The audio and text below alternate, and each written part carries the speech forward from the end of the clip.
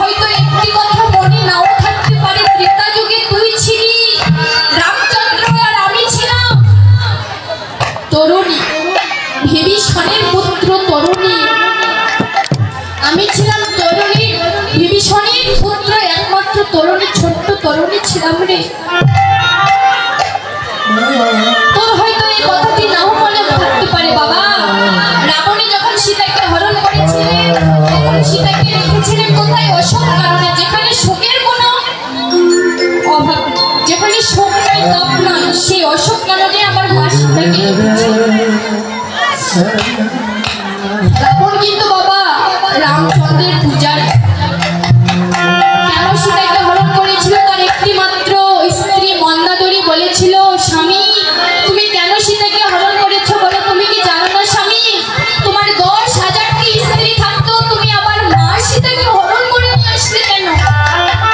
তখন রামচন্দ্র কেঁদে কেঁদে বলেছিল, মন্দাদরী আমি যদি সীতাকে এই হরণ করে যদি আমি না নিয়ে আসি তাহলে আমার এই লঙ্কাপুরী পাপের লঙ্কাপুরী কখনো কোনোদিন উদ্ধার হবে না,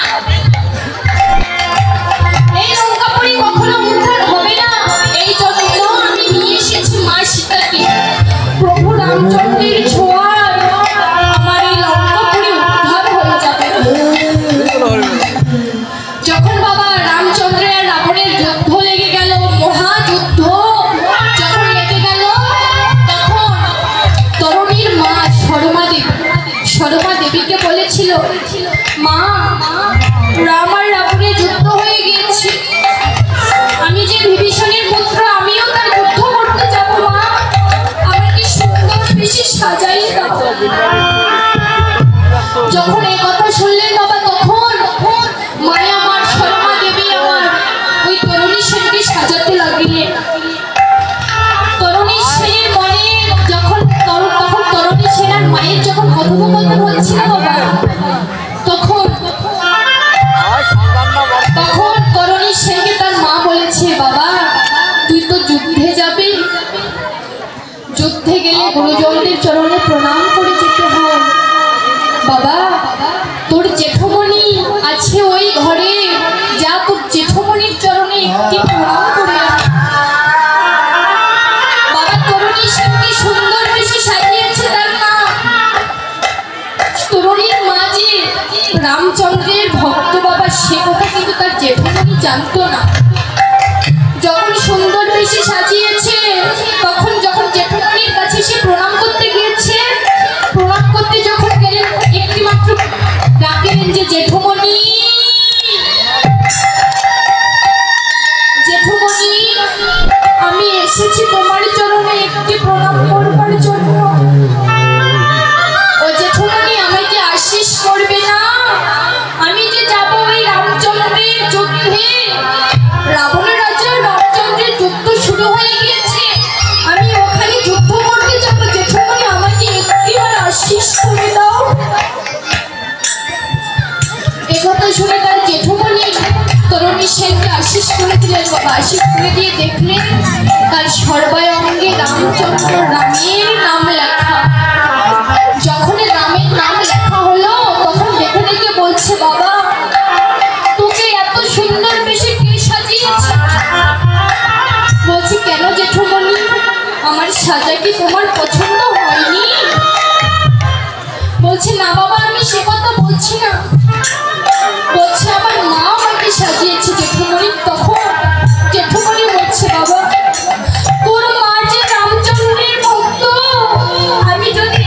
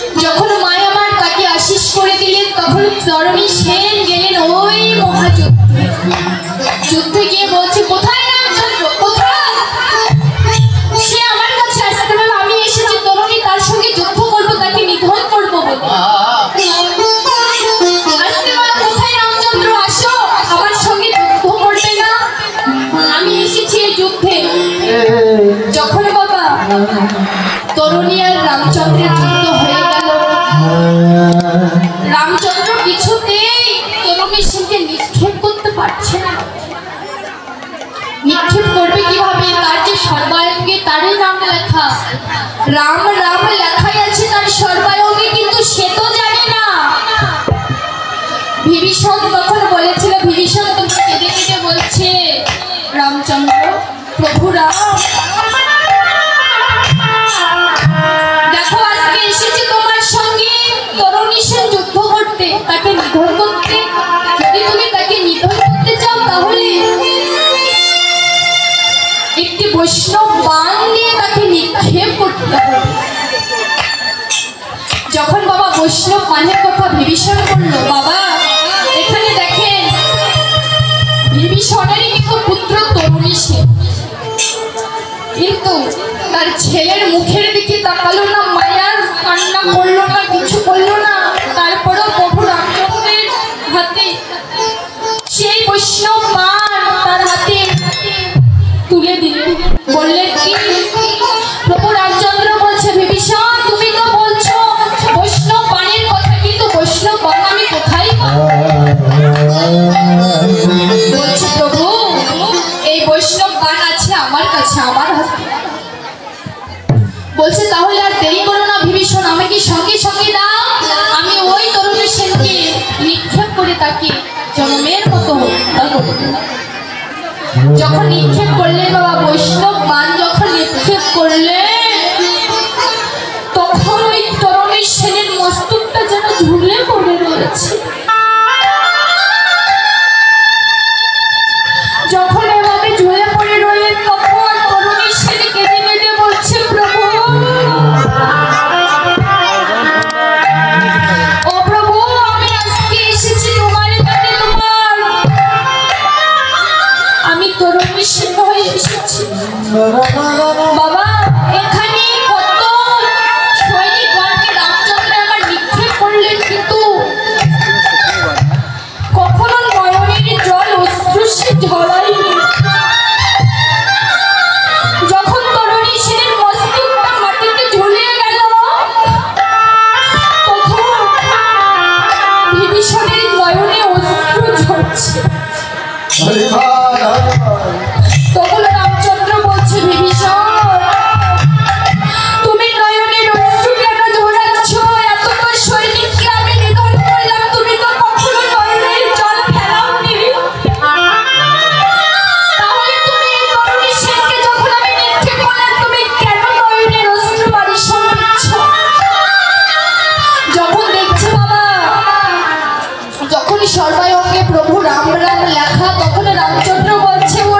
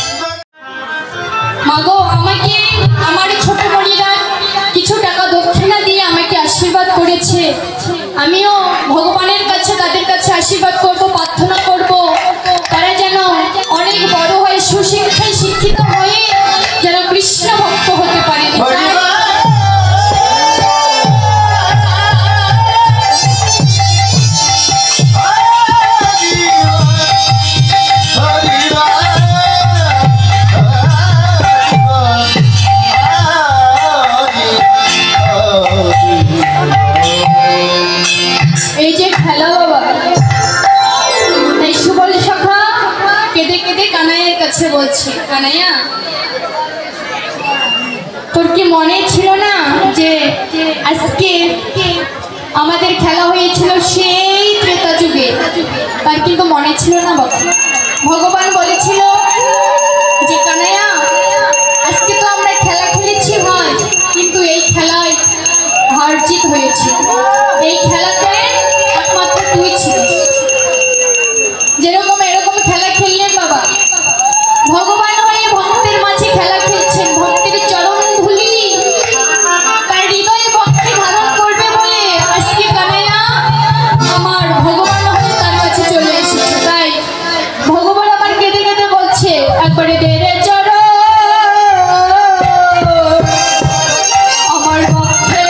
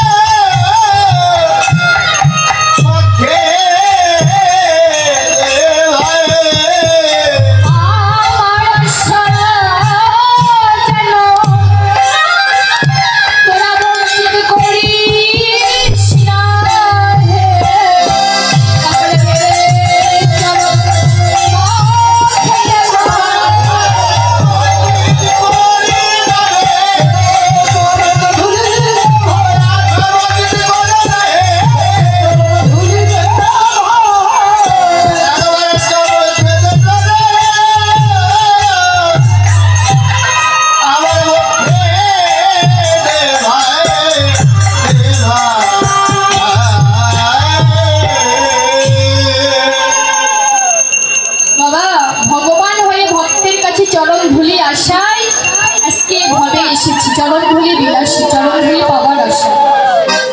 তাই রাধারানী আমার পূর্বাহ্ন সময়ের কালে যখন রোজা পূজা করতে যাবে, তখন রাধারানী আমার তুলসীকে বলেছিল, তুলসী ওরে তুলসী আমার একটি মনের কথা শুনবি? আমার যে কৃষ্ণ বাদিনীর ঘরে বসত করি রে, আমার যে কৃষ্ণ বাদিনীর ঘরে বসত, আমি যে আমার গোবিন্দকে ভালোবাসি তুলসী, কিন্তু আমি তো তুলসীর কাছে যেতে পারবো না। তখন এক নাগরী রাধারানীকে বললেন, রাধারানী আজকে তুই যখন গোবিন্দকে দর্শন করতে যাচ্ছিস, যখন গোবিন্দের মাঝে প্রেম আলিঙ্গন করতে যাচ্ছিস, তখন তোকে এই প্রেম আলিঙ্গনের সন্ধান একজনই দিতে পারে রে, সে হলো মহামায়া যোগাযোগকারিণী বৃন্দা। বৃন্দা দেবী তুলসী একমাত্র দিতে পারে।